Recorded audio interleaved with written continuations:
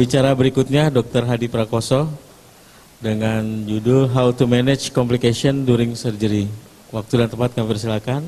Saya akan dibacakan dokter. Dr. Hadi Prakoso, spesialis mata konsultan.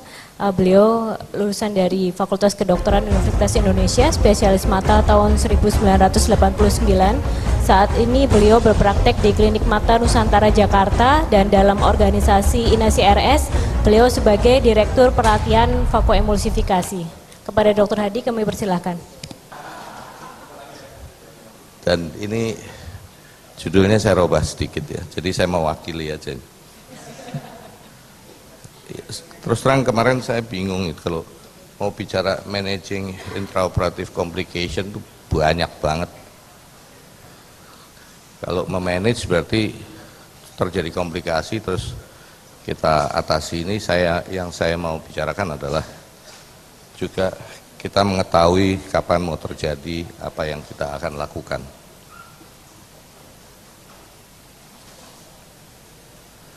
Nah, ini yang paling sering terjadi ya. Kalau pada white cataract biasanya sudah diwarnai, diisi viscoelastic, mulailah. Ini saya tutup namanya. Nah, biasanya hatinya juga hilang, nyalinya juga hilang. Terus tinggal gemeteran aja. Tapi sebetulnya ini bisa dicegah ya, asal kita tahu apa sebabnya. Bahwasanya pada white cataract itu karena liquefaction dari cortex, tekanan di dalam capsular bag itu menjadi tinggi sekali. Jadi kalau kita misalnya mengisi viscoelastic terlalu banyak, biasanya nih saya lihat sebagian besar, terutama para pemula, kalau ngisi viscoelastic tuh senengnya sampai sebanyak-banyaknya, sampai kalau orang Jawa bilang mencotot keluar ya, sampai keluar lagi. Itu terjadi. Jadi ya ini kita lihat. Jadi kalau diisi, ini akan menyebabkan tekanan ke bawah, sementara dari bawah juga ada tekanan yang membuat tekanan lebih tinggi di dalam capsular bag. Akibatnya begitu ada jalan keluar sedikit, kita bikin lubang, itu seperti pelepasan begitu. Maka dia akan merobek kapsul. Apalagi biasanya pada white cataract itu kapsulnya juga sudah lebih rapuh. Nah, ini saya tunjukkan gimana caranya. Kita ngisi viscoelastic ya secukupnya aja, nggak perlu banyak-banyak. Lagi pula kalau ngisinya secukupnya kan irit, bisa buat banyak orang ya. Karena biasanya tuh dari main incision tuh sudah keluar masih diisi terus ya, sampai puas rasanya gitu. Jadi nggak perlu. Nah, kemudian setelah dilobangi, kita kurangi isi dari capsular bag, jadi semua korteks yang cair itu kita sedot. Itu kelihatan. Nah, itu kan kelihatan dia sudah jadi cekung. Banyak teman-teman saya yang saya lihat sudah disedot keluar gitu, diisi lagi viscoelastic. Padahal buat apa? Atau masih anterochambernya tuh masih cukup. Nah, kalau begini kita mau robek apapun nggak akan terjadi letupan ya, kayak gunung meletus tadi robeknya. Nah, kemudian saya pikir-pikir dari beberapa hari yang lalu apa yang mau saya bicarakan. Soalnya kalau bicara intraoperative complication banyak benar. Dari mulai insisi salah aja sudah bikin nanti komplikasinya macam-macam. Jadi saya pilih yang sering-sering terjadi, yang suka bikin panik ya. Contohnya ini. Lihat. Ini karena diisi kebanyakan. Nah, itu jangan dibikin gitu ya. Disodok-sodok ke dalam ya. Ini sering terjadi seperti ini, disodok. Kemudian kalau kita lihat lagi, lihat itu ngisinya aja sampai puas bener kan, berlebihan. Udah gitu diisi lagi, akibatnya masuk di bawah iris ininya, viskoelastiknya. Karena dia masuk di bawah iris, dia dorong, karena iris itu kan lembek. Didorong begitu, ada lubang keluar, ya dia jalan keluar. Nah, kalau udah gitu, dorong-dorong, keluar masuk, akibatnya apa? Sfinkternya juga rusak. Kalau sfinkternya rusak, sudah dia membeli ya, jadi floppy sekali. Ini saya lihat paling banyak kejadiannya. Nah, ini saya coba bikin animasinya seperti ini. Kalau diisi, kalau kebanyakan dia masuk ke bawah gitu. Nah, kalau masuk gitu, akhirnya ya dia cari jalan keluar tentunya. Kalau siapapun, misalnya orang kerja di satu kantor, kalau tiap hari ditindas terus kan pasti dia keluar kan. Sama aja ini juga gitu. Dapat tekanan besar, dia cari jalan keluar. Itu hukum alam ya. Jadi sebetulnya kalau kita belajar Veko atau apa, coba deh amati hal-hal di sekeliling kita. Banyak sekali hal-hal yang kita bisa lihat, yang kita bisa contoh, kita analogikan dalam manuver-manuver bedah kita. Nah, ini salah satu contoh lagi. Jadi ini IFIS, tapi saya nggak menduga waktu itu. Lihat, saya baru mau mengisi silokain yang saya campur adrenalin aja sudah goyang-goyang. Nah, waktu mengisi viskoelastik sebaiknya isi di atas irisnya dulu supaya irisnya nempel ke bawah, supaya nggak ada kolongnya. Kalau ada kolongnya, ada ruangan, maka viskoelastik yang kita isikan ke dalam, apalagi kita nyuntiknya ke sentral kan, dia akan masuk ke kolong. Nah, ini kan lihat, karena memang IFIS dia memang mau keluar terus, tapi kita bisa kemudian cara memasukkannya dari samping, kita isi viskoelastik, kita tekan, kita dorong pelan-pelan, kita swap pelan-pelan ya, jangan ditusuk kayak tadi itu ya. Nah, ini sulit memasukkan itu, dari samping lagi kita isi, kita tekan irisnya ke bawah sehingga operasi tetap bisa berlangsung ya. Ini irigasinya harusnya lebih rendah pada IFIS ya, jangan setinggi ini. Oke, saya kira kita lanjutkan. Kemudian hal lain yang saya sering lihat pada beginner adalah waktu grooving itu nukleusnya ceritanya mau grooving, mau ngerok kan, tapi yang terjadi adalah didorong-dorong begini. Nah, biasanya katarak yang sudah keras, usia sudah lanjut, seperti Dr. Johan katakan tadi, zonulnya juga udah lembek. Nah, kalau didorong-dorong gini, tentunya putus semua nanti zonulnya. Jadi apa yang kita lakukan? Ini contoh aja. Ini karena contoh, kalau kita lihat posisi kaki di 2, memang saya belum injek 3 ya, tapi lihat begitu diinjek 3 nanti kita nggak perlu dorong, dia akan makan sendiri nanti ya. Itu yang sering terjadi, dorong, tahu-tahu nyemplung karena zonulnya putus. Habis itu panik, kalau sudah panik manggil dokter Wimbo, tolong ngangkat ininya. Jadi sebetulnya ini saya ngajari gini, dokter Wimbo nggak seneng nih, kurang ininya, orderannya kurang nanti. Ya maaf, bercanda aja.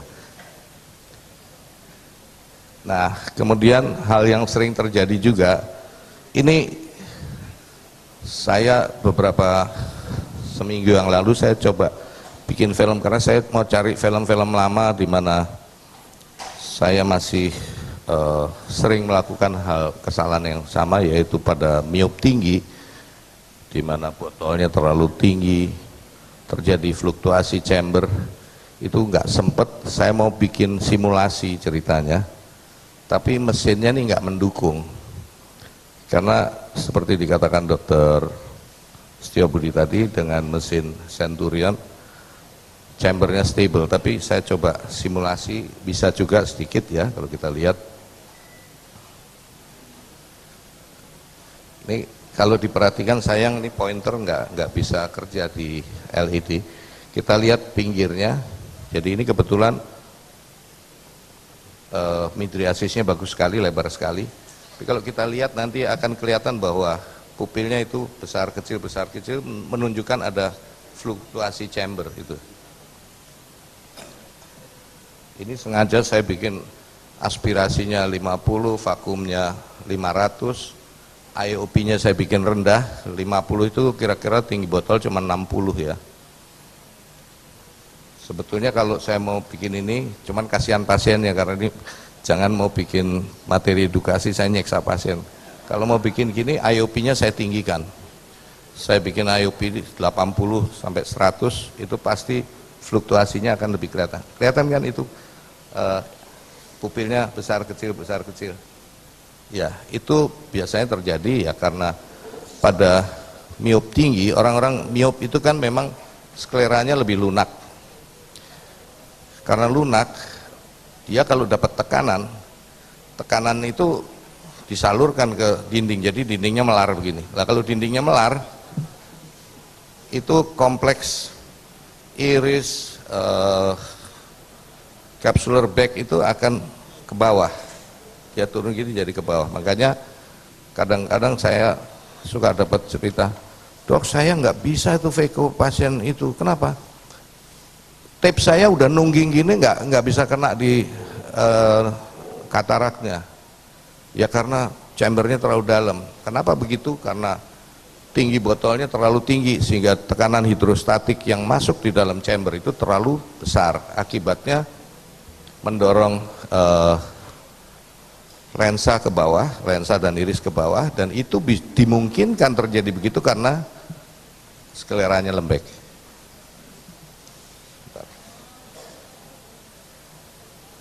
Nah ini juga yang sering terjadi, ini rupture ya, saya tidak mencoba melanjutkan itu, saya lebarkan insisi, jadi capsular rupture, saya keluarkan sisa nukleus dan korteks yang sebisanya, kemudian saya kasih dispersif OVD, saya coba lakukan sedikit vitrektomi, kemudian sisa korteks yang ada saya keluarkan dengan aspirasi kering, artinya tanpa irigasi.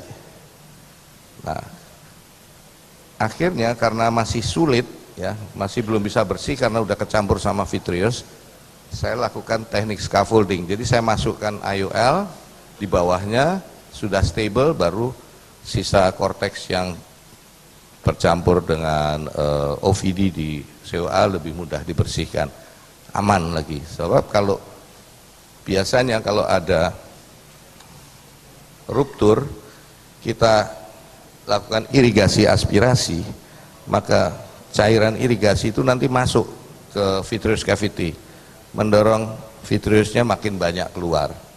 Jadi kita makin frustrasi, apalagi kalau korteks atau sisa nukleus, fragmen-fragmen kecil nukleus sudah nyampur dengan vitreous, akan sulit dikeluarkan. Jadi kita paling bagus kalau kita lakukan dengan vitrektomi anterior dengan mesin ya, itu kita bisa potong semuanya. Tapi kalau nggak ada, jalan yang paling sederhana tadi seperti itu, kita lakukan isi OVD dispersif, kemudian IA-nya masukkan. Kalau kita nggak punya bimanual IA, pakai IA biasa juga bisa, tapi selang irigasinya dicabut. Jadi waktu kita injek satu nggak ada cairan keluar, kita injek dua baru dia nyedot ya. Dengan cara itu kita bisa membersihkan dengan cukup aman tanpa membuat vitreous itu lebih banyak keluar. Ya, selanjutnya, nah ini yang sering terjadi pada saat kita IA sisa korteks itu nggak sengaja kejambak ini ya, apa namanya, kapsul posterior, dan biasanya yang terjadi adalah para sejawat itu kan begitu nginjek dia jepit langsung wah gitu kan, malah ditarik ya, robek semuanya.